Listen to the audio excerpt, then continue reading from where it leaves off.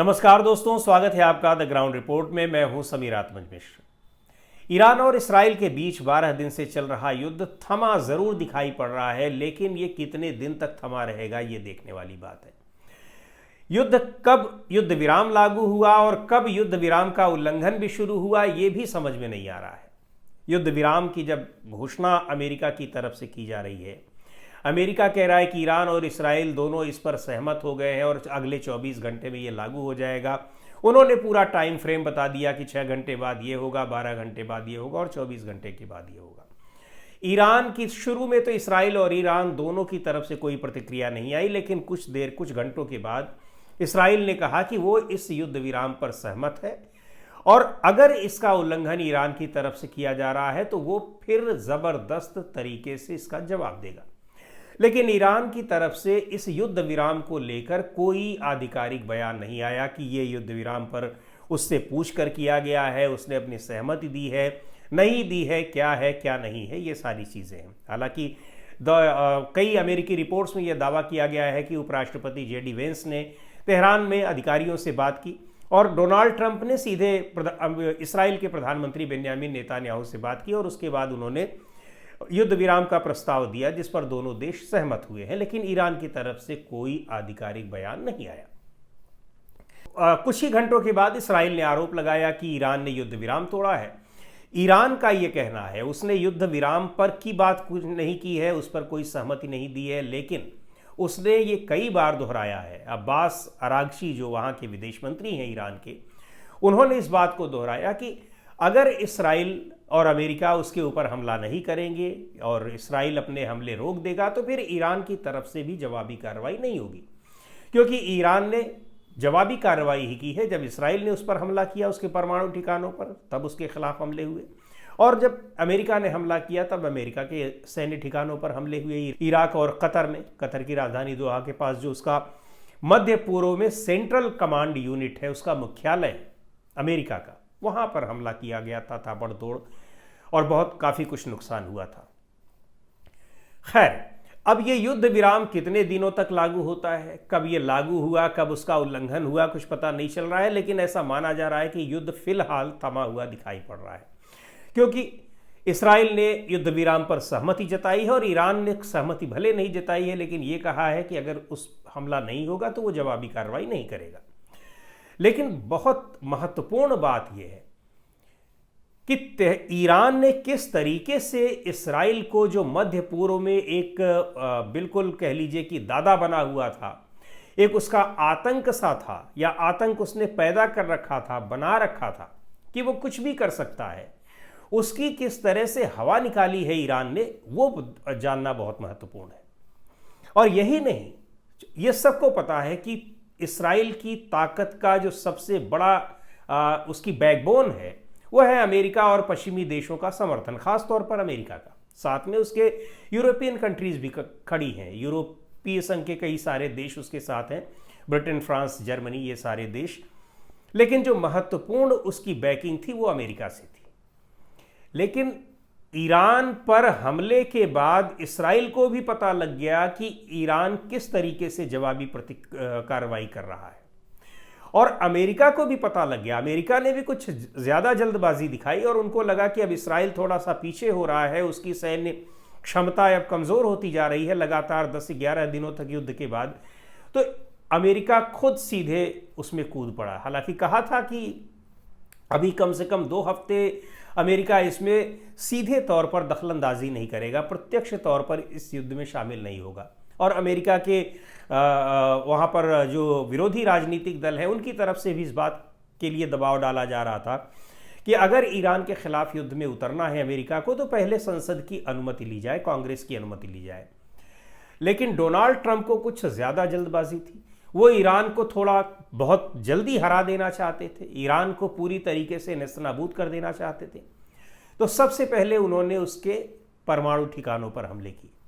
तीनों जो महत्वपूर्ण परमाणु ठिकाने हैं, नातांज में है, बोर्दो में है, उसके अलावा इस्फहान में, तीनों पर ज़बरदस्त तरीके से बमबारी की और दावा किया कि ये पूरी तरह से ख़त्म हो चुके हैं, नष्ट हो चुके हैं। लेकिन सच्चाई ये है कि सबसे बड़ी अपनी ताकत का इस्तेमाल किया अमेरिका ने। खुद अमेरिका के अनुसार B-2 बॉम्ब्स बरसाए गए वहाँ पर। उनको माना जाता है कि ये बहुत घातक बम है और जहाँ ये गिरते हैं वहाँ पर इसको पूरी तरीके से तबाह कर देते हैं।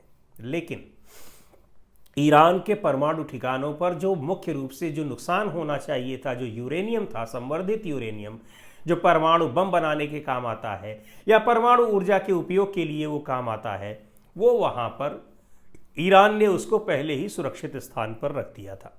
और अगर वहीं पर रखा हुआ था तो भी उनको नुकसान नहीं होने पाया, क्योंकि लगभग ज़मीन में 80 मीटर नीचे, पहाड़ पर ज़मीन के 80 मीटर नीचे वो प्लांट बने हुए हैं, तो उनको कोई नुकसान नहीं हुआ। क्योंकि अगर उनको नुकसान हुआ होता तो वहाँ से फिर रेडिएशन निकलते जो बड़ा घातक होता। अब अमेरिका उस मध्य पूर्व के इलाके में एक परमाणु विकिरण करने की क्या उसकी मंशा थी, ये भी सोचने वाली बात है। डोनाल्ड ट्रंप ऐसा क्यों चाह रहे थे? क्योंकि विकिरण निकलता, रेडिएशन निकलता तो उससे केवल ईरान प्रभावित ना होता, आसपास के बहुत सारे इलाके प्रभावित होते, पूरा मध्य पूर्व प्रभावित होता और शायद उससे आगे भी रेडिएशन का प्रभाव हो सकता था। लेकिन ये तो अच्छी बात है कि रेडिएशन वहाँ तक अमेरिकी हमले पहुँचने नहीं पाए। उसकी ताकत का भी अंदाज़ा लग गया कि कितनी ताकत, कितनी क्षमता उसकी है। जो सबसे महत्वपूर्ण, सबसे बड़ा सैन्य हमला जिसको बता रहा था, वो भी ईरान के परमाणु कार्यक्रम को ख़त्म करने में, नुकसान पहुंचाने में कामयाब नहीं रहा। इसराइल के हमले तो अपने आप पता लग गए। उसके एक उसका डिफेंस सिस्टम था और डोम सिस्टम था उसका, वो पूरी तरीके से नाकाम रहे। पूरा इसराइल के राजधानी तेल अवीव और जो सबसे बड़ा पोर्ट सिटी है हाइफा, उसके अलावा कम से कम 14-15 शहर ऐसे हैं जहां बुरी तरीके से ईरान ने बम बरसाए, मिसाइल से हमले किए, वो शहर तबाह हो गए।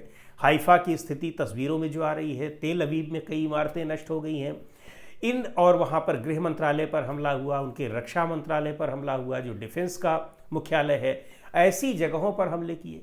तो ईरान की डिफेंस सिस्टम, ईरान की जो सैन्य प्रणाली है उसका, और साथ ही ईरान की जो इंटेलिजेंस है, मोसाद, जिसकी पूरी दुनिया में चर्चा होती है, उसकी कलई भी इस हमले में खुल गई।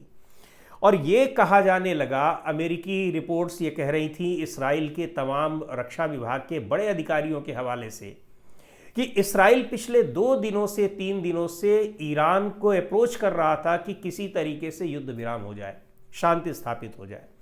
लेकिन अब्बास अरागची ने ये कहा था, और उसके अलावा ईरान के जो कमांडर हैं, सैन्य कमांडर, उन्होंने भी कहा था कि युद्ध शुरू किया है इसराइल ने और ख़त्म करेगा ईरान। आखिर में उनके एक शहर की इमारत को दिखाते हुए कि ये आखिरी हमला है, उसकी तस्वीर जारी की ईरान ने और ये कहा कि इसको हमने ख़त्म किया है। यानी ये जो 12 दिन तक युद्ध चले हैं उसकी आखिरी निशानी ये है जो ईरान ने इसराइल के खिलाफ की। तो उन्होंने एक तरीके से अपना वादा पूरा करते हुए दिखाया कि आपने शुरू ज़रूर किया लेकिन ख़त्म हमने किया है। लेकिन इस पूरे प्रकरण में, पूरे मध्य पूर्व में जिस तरीके से ईरान का प्रभुत्व स्थापित हुआ है, ईरान ने शांति से, कोई उसमें बहुत हो हल्ला नहीं मचाया कि हम ये कर देंगे वो कर देंगे। उसके बार बार ये बयान आते रहे कि आपने हमला किया है तो इसके नतीजे आपको भुगतने पड़ेंगे।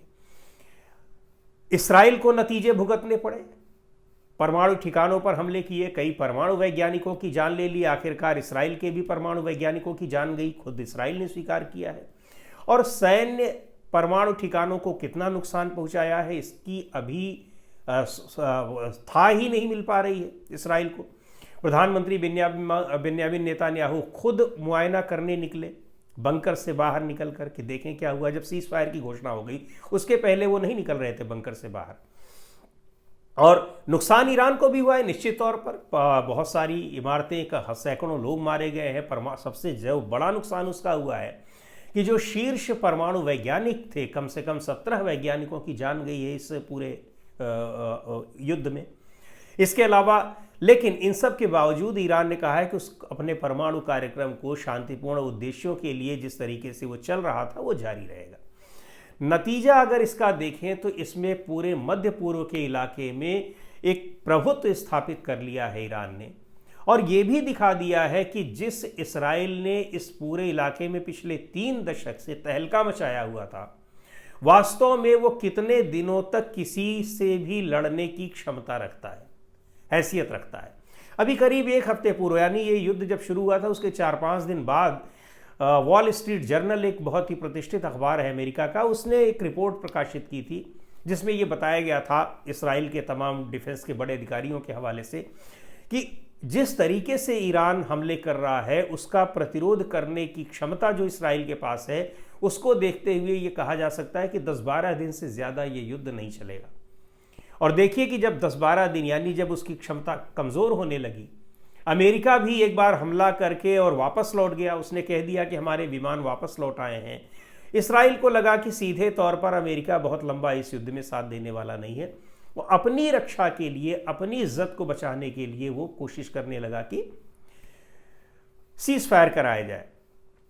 उधर अमेरिका को भी लगा कि अगर ये इसी तरीके से हमारे सैन्य ठिकानों को निशाना बनाते रहे तो 40,000 से ज़्यादा अमेरिकी सैनिक इन जगहों पर हैं। पूरे जो खाड़ी के देश हैं, अलग अलग जगहों पर उसके अमेरिका ने अपने सैन्य ठिकाने बना रखे हैं। और इस तरीके से अगर उसने निशाना बनाया तो बहुत बड़ी जनहानि उसको होगी, उसके सैनिकों का नुकसान होगा, उनकी जान जाएगी। और इन सब को देखते हुए अमेरिका में डोनाल्ड ट्रंप के खिलाफ जो माहौल बन रहा था, उससे भी डोनाल्ड ट्रंप एक बार घबराए और उनको लगा कि ये तो हमें अंदर भी, यानी घर के भीतर भी, अमेरिका के भीतर भी वो अपने को घिरे पा रहे थे और बाहर भी घिरे पा रहे थे।